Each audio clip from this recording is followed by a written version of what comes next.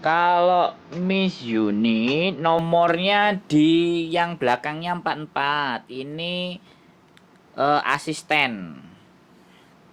Oh, asisten. Oh, Mas boleh nanya nggak? Boleh. Kalau Yang nggak boleh itu pinjem duit, kalau Mbak. Kalau pinjem duit nggak boleh. Kalau nanya sak jebole nanya juga boleh. Tapi ah, tapi syaratnya jangan sebutin nama, jangan sebutin iya, identitas apapun ataupun siapapun.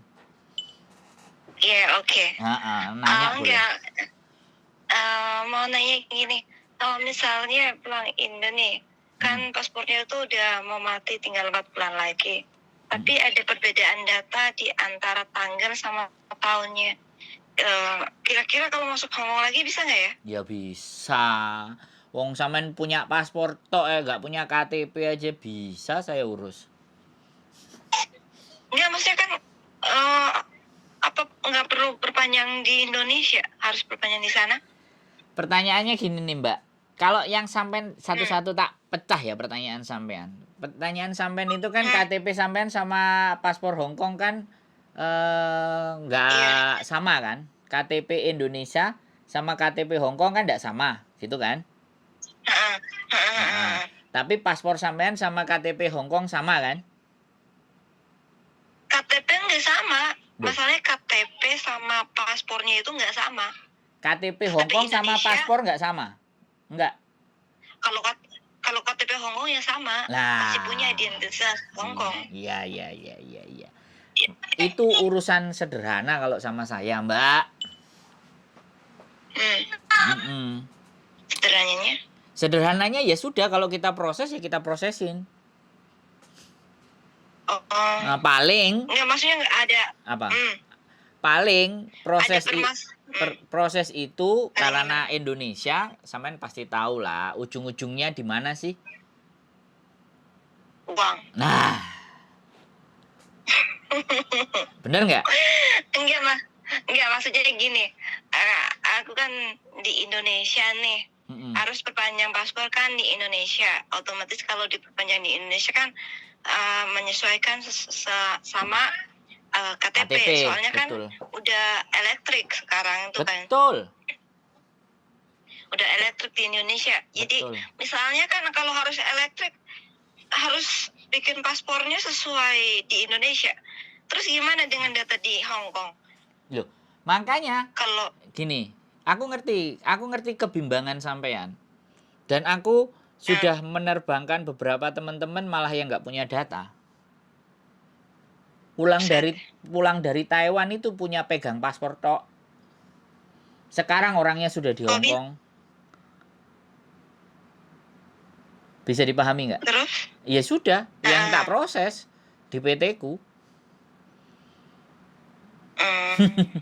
yang penting kan ujung-ujungnya nanti potongan, bengkak pastinya. Ya bengkaknya seberapa sih kan kayak gitu. Bukan masalah uang atau potongannya yang dipermasalahkan itu kan. Kalau dari Hong Kong itu kan datanya permanen. Kalau udah data dari sidik mata, sidik jari. Iya, itu kan Mbak. sama. Mbak. Gini, saya tak cerita lagi ya. Data sampean walaupun ndak sama, ndak perlu khawatir. Ketika sampean proses dengan kami sudah tahu bagaimana cara mengatasinya. Begitu loh, Mbak Sampean pernah nonton konten saya nggak? Konten apa? Konten YouTube saya sudah pernah sampean tonton nggak? Sampean dapat nomor dari siapa? Aku tuh ngambil dari Facebooknya Miss Yuni. Nah, karena waktu itu masuk ke link. Betul. Berarti YouTube-nya Miss Yuni sudah pernah nonton belum? Udah. Nah, sekarang giliran nonton YouTube saya. Sandro Jabrik. Nah, kalau di Facebook saya, karena dari Indonesia sih saya paham, nonton YouTube pasti kuotanya mahal kalau nggak wifi. Saya ngerti. Kalau di Facebook saya kemarin, saya sering live-nya di Bandung Agency. Jadi Bandung Agency Indo Section, Bandung Agent Indo Section di fanpage. Nah, kayak gitu. Miss Yuni juga pernah live di situ. Nah, sekarang kan fanpage-nya Miss Yuni kan Yuni TKW Hongkong. Nah, di situ saya kadang sebar link di situ juga, link YouTube saya. Boleh sampean tonton Sandro Jabrik wong ganteng sak dunyo. Nah, itu saya gitu. Ya, karena enggak, karena di Indonesia YouTube mahal, pasti karena kuota. Siap. Nah, kalau proses dengan saya begitu, Mbak. Tapi PT-nya ada di Bekasi. Kalau X, sekali lagi, baru saya dapat penjelasan dari PT. Ada orang Indonesia, ada yang disebut sebagai PR1. Sekalian ini saya jelaskan sama sampean supaya pengetahuan. PR1 ini adalah orang yang belum genap satu kontrak, berangkat dari Indonesia tapi sudah break dan interminate. Ini berat. Biayanya pasti gede. Kalau aku nggak ada masalah sebenarnya, cuman saya kan jelasin toh. Nek sampean gak butuh saya jelaskan ya sudah, wis saya tak jawab pertanyaannya sampean, kira-kira bagaimana? Apalagi yang butuh ditanyakan? Enggak, pertanyaan aku aja deh biar singkat. Kalau masalah interminate itu apa, itu alhamdulillah aku nggak ada masalah. Cuman apa yang jadi permasalahan gini, pasporku kan mau mati nih, mati tinggal sebulan lagi. Kalau daftar PT kan otomatis ke paper harus perpanjang kan. Jadi permasalahannya itu kalau perpanjang paspor di sini kan aku punya data, maksudnya data permanen di Indonesia. Kalau bikin paspor di Indonesia otomatis kan ngikutnya di data saya di Indonesia. Terus bagaimana dengan data di Hong Kong? Yang kan aku udah punya data Hong Kong nih, udah punya KTP permanen juga di sana, Smart ID. Terus gimana itu? Kan sampean takutnya data ganda kan? Yang sampean takutkan adalah data ganda kan? Takutnya iya, paspor ganda. Nah, data ganda namanya. PT kami akan mencetakkan paspor sampean sesuai dengan KTP Hong Kong.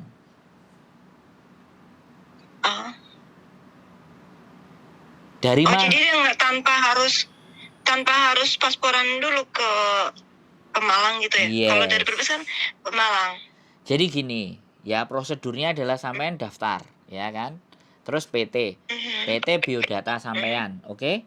Setelah PT biodata sampean kan, sampean data-data pasti ditanyain, punyanya apa? KTP, KK, akte, kemudian surat izin, kemudian paspor. Oh Pak, kebetulan paspor masih hidup tapi tinggal 4 bulan. Oke, silakan difoto, jebret. Ya, oke. Mbak, dia akan mempertimbangkan apakah sampean bikin paspor baru atau paspor itu yang akan dia pakai. PT nanti yang akan menentukan. Kalau paspor itu dipakai, berarti sampean nggak perlu pasporan. Nah, itu potongannya akan rendah. Tapi sampean akan dipungut lagi karena perbedaan KTP data di Indonesia. Nah, itu yang akan dia cas ke sampean karena beda KTP. Otomatis dia harus nyetak KTP yang sesuai dengan paspor. Akhirnya sampean berangkat dengan paspor yang masih hidup. Itu kalau PT menentukan paspornya pakai yang hidup. Tapi kalau paspornya dianggap sudah selesai, expired, sampean dibikinkan lagi. Nah, sampean dibikinkan lagi, pastinya pihak PT akan mengarahkan sampean yang dekat dengan area sampean. Otomatis dia cari link orang yang ada di imigrasi supaya paspor yang dikeluarkan akan sesuai dengan KTP Hong Kong. Sampean diarahkan pasporannya kemana, ya kan? Setelah sampean diarahkan pasporannya kemana, sampean tidak langsung menerima paspor. Paspor dari imigrasi tadi langsung dikirim ke PT. Jadi imigrasi yang dari Hong Kong kirim ke sini? Bukan, kan bikin paspor. Maksudnya dari sampean perhatiin saya ngomong, Mbak.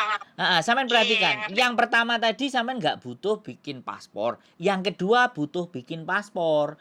Artinya kalau butuh bikin paspor, sampean akan diarahkan yang posisinya dekat dengan sampean.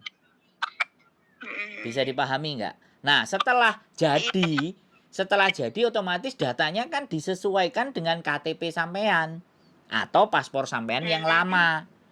Jadi data di paspor baru tetap akan sama dengan ID Hong Kong. Hamesin. Oh gitu ya. Lei Oke meng oke meng oke ah. oke. Hana. Lei meng meng ah. Ngomeng ah. You understand what I mean?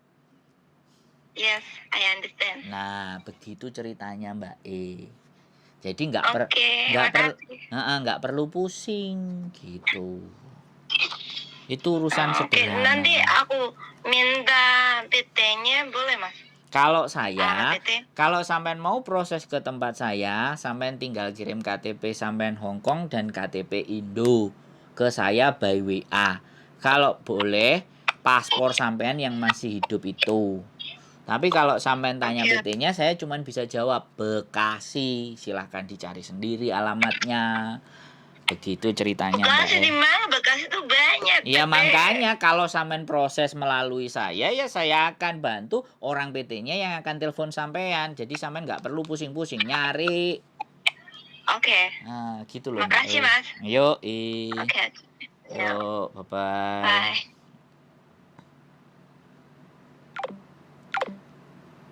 Banyak ya cerita. Kadang kita yang jelasin 2 kali 3 kali. Ini yang tipikal, ya kan? Ex Hong Kong. Terus datanya hancur lebur, tidak sama KTP Indonesia, ya terus bertanya, ya kan? Kalau sekali lagi mau proses bersama saya, kita pasti akan kasih tahu PT-nya setelah data dikirim ke kita. Kalau mau tanya sendiri, mau cari sendiri ya kita ngomong Bekasi. Ya Bekasi kan luas. Begitu loh, ya. Masa saya harus jelaskan harus bagaimana dan seperti apa sekali lagi. Tapi saya tetap bahwa berproses dengan saya ataupun tidak, ya teman-teman silahkan boleh membanding-bandingkan. Mana yang murah, mana yang mudah, mana yang gampang, monggo. Kalau ke saya juga boleh.